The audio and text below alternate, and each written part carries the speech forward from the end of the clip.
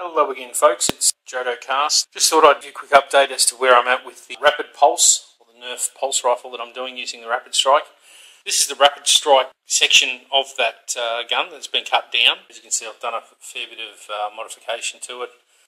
It's been, started with, I've cut the trigger down so it looks more like a real trigger.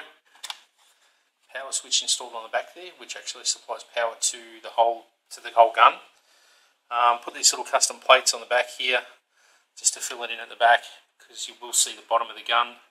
We've got the wiring coming out of here to go to the counter, and there's also the trigger hook up there's a little on-off switch installed here for the supplies power to the actual counter. See where I had to cut away at the front here too for the motor replacement and what have you.